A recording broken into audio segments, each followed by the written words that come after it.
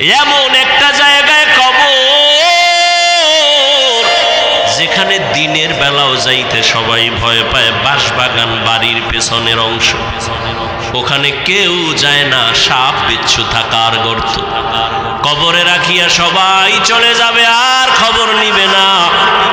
তবে হ্যাঁ, যদি কিছু নেক আমল করে যাও, ভালো সন্তান রেখে যাও, কোরআন পড়নেওয়ালা, মাদ্রাসা মসজিদ রেখে যাও, আলেম ওলামা বানায় রেখে যাও, এদের দোয়া চলবে কবরে।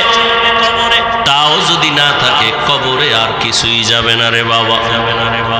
রহমতের নবী আম্মা জান আয়েশা বলেন, আমার হুজরায় বসে নবী গুনগুন করে কান্না করেন।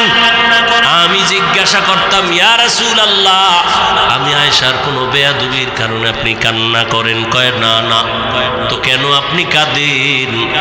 আম্মা জান আয়েশার জবাবে রহমতের নবী বলেন, হাসরের ময়দানের ভয়ঙ্কর হালাত আমার যখন মনে পড়ে, চোখের পানি ধরে রাখতে পারি না রে আয়েশা। হাসরের ময়দানটা কত যে ভয়ঙ্কর, আমার উম্মতের কি হালাত হবে আয়েশা। আম্মা জান বলেন, কেমন হালাত? নবীজি বলেন, হাসরের ময়দানে নারী আর পুরুষগুলো উলঙ্গ, সবাই উঠবে। নারীরা উলঙ্গ, পুরুষেরা উলঙ্গ দাঁড়াবে। সূর্যটা মাথার উপরে নেমে আসবে, সূর্যের গরমে জমিনটা তামা হয়ে যাবে। নাফরমানদের মাথার মগজগুলো ভাতের মারের মতো ফুটতে থাকবে। ওদিকে জাহান্নামের আওয়াজ, জাহান্নাম চিৎকার দিয়া বলবে, ও দয়ার মালিক, বেনামাজিগুলো কই? নাফরমান গুনাহগারগুলো আমার পেটে দাও। নবী বলেন, ওদিকে আমার আল্লাহ রাগান্বিত আওয়াজ দিয়া ফেলবেন, কুদরতের আওয়াজ দিবেন, বড় ভয়ঙ্কর আওয়াজ। লিমানিল মুলকুল ইয়াউম লিল্লাহিল ওয়াহিদিল কাহ্হার। নবীজি বলেন, আমার আল্লাহ এতটা রাগান্বিত, কুদরতের আওয়াজ দিবেন যে হাসরের ময়দানটা থরথর করে কেঁপে উঠবে। জাহান্নামের আওয়াজ, এমন অবস্থা হবে যে নবীদের কোনো গুনাহ নাই, সে নবীরাও কান্না শুরু করবেন। আদম আলাইহিস সালাম কান্না করবেন, মুসা নবী কাঁদবেন, ঈসা নবী কান্না করবেন, ইব্রাহিম নবী কান্না করবেন, নূহ নবী কান্না করবেন। উম্মতেরা পাগলের মতো দৌড়াবে, কোথায় যাবে একটু পরিত্রাণ পাওয়ার জন্য। আদম নবীও বলবে, আমি পারবো না, যাও, কোন উম্মতের সুপারিশ করতে পারবো না।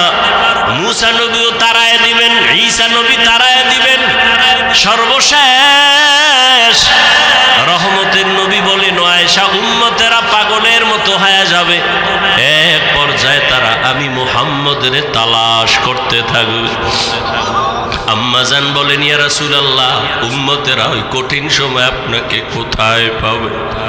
মায়ার নবী কাঁদেন আর বলেন, আয়েশা, ওই কঠিন সময় আমি একমাত্র আমার রবের সামনে সিজদায় পড়ে মাকামে মাহমুদে কান্না শুরু করব। মুসা নবী কাঁদবেন নিজের জন্য, ঈসা নবী কান্না করবেন নিজের চিন্তায়, আদম নবী কাঁদবেন নিজের চিন্তা, আর আমি মুহাম্মদ কান্না করব, একবারও বলবো না আমার কথা, আমি বারবার বলবো, আমার উম্মতের কি উপায়? আমি আমার মাওলাকে বলবো, আল্লাহ, আমার উম্মতের খবর কি? আমার একটা উম্মত যেন জাহান্নামের আগুনে না যায়, জাহান্নামের একটা সেকেন্ডের গরম সহ্য করতে পারবে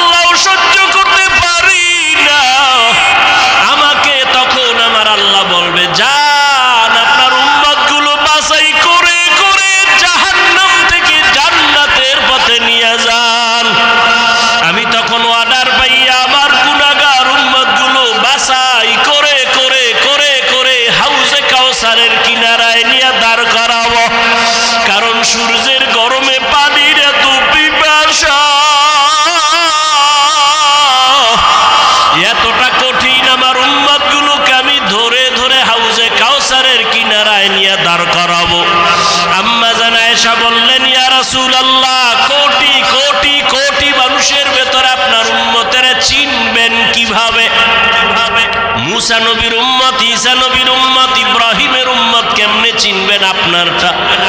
নব রহমতের নবী বলেন, হে আয়েশা, আমার উম্মতেরা দুনিয়ায় যারা ওযু বানাইয়া 5 বেলার নামাজ আদায় করত, কিয়ামতের ময়দানে তাদের ওযুর জায়গাগুলো নূরের আলোতে ঝলমল করতে থাকবে। আমি দেখে দেখে ধরে ধরে বলবো, আমার উম্মতেরা হাউজে কাউসারের পানি আমার হাতে পান করে যাও। হাউজে কাউসারের গোড়ায় আমি নিজে পেয়ালা ভরে ভরে পানি দিব, আর উম্মতেরা পান করবে। এভাবে দিতে দিতে হঠাৎ করে উম্মতের লাইন এখন অনেক বড়, মাঝখানে পর্দা পড়ে যাবে। ফেরেশতারা পর্দা দিলা কেন? উম্মত এখনো তো বাকি আছে, ওদেরকে পানি পান করাবো। ফেরেশতারা বলবেন, ইয়া রাসূলুল্লাহ, এই উম্মতগুলো আপনার আসল উম্মত না, এগুলো ভেজাল। আপনি দুনিয়ার থেকে বিদায়ের পরে এই উম্মতগুলো জাহান্নামের পথে চলতে চলতে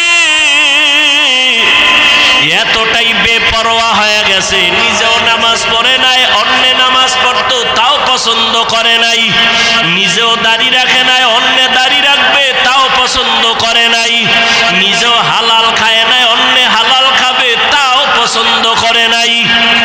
রহমতের নবী বলেন, আয়েশা, তখন আমি রাগান্বিত হয়ে বলবো, সহকান সহকা লিমান গায়্যারা মিন বাদি। নবী বলবেন, ভেগে যা, তোরা আমার উম্মত না। ও মনোহরগঞ্জের মুসলমান মা বোনেরা, বৃদ্ধ বাবাজিরা, যুবক বাবারা, জানি না ওই কাতারে কে পড়িয়া যাব।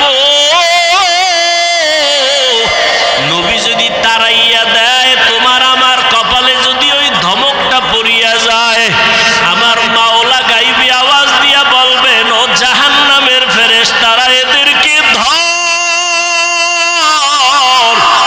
জাহান্নামের শিকলটা লাগাইয়া জাহান্নামের দিকে নিয়ে যাও। ওয়াসিকাল্লাযীনা কাফারু ইলা জাহান্নামা যুমারা।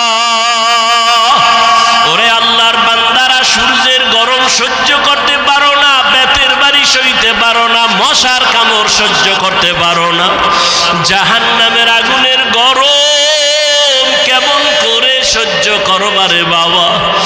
এখনো যদি আল্লাহর আযাবের ভয় অন্তরে আসে, 2 ফোঁটা চোখের পানি ছেড়ে গোপনে আমার মালিকের ডাক দাও।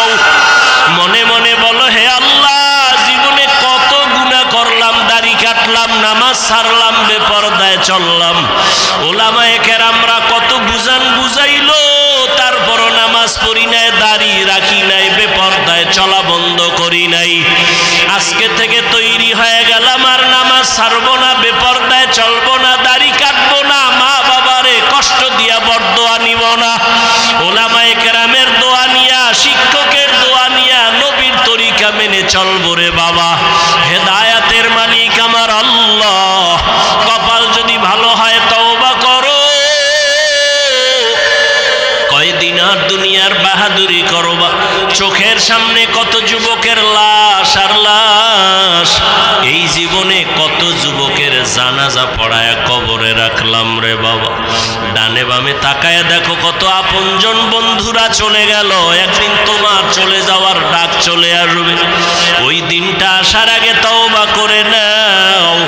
মা বাবার দোয়া নিয়া, শিক্ষকের দোয়া নিয়া, উলামায়ে কেরামের পরামর্শ নিয়া নবীর আদর্শে জীবনটা গড়াও। মরিয়া গেল তুমি অমর হয়ে থাকবে, নবীর আদর্শের মালা গলায় লাগাও। আর নামাজ ছাড়িও না, দাড়ি কাটিও না, বেপরদায় চলিও না রে বাবা। তওবা করে না ও বৃদ্ধ বাবাজি, ও পর্দার আড়ালের মা বোনেরা। আপনার মতো কত মা স্বামীর মাল হেফাজত করে, পর্দা করে, নামাজ পড়ে, মোবাইলে সময় নষ্ট করে না। আপনারা কেন পারবেন না? নিজেও সঠিক পথে চলেন, স্বামীর মাল হেফাজত করেন।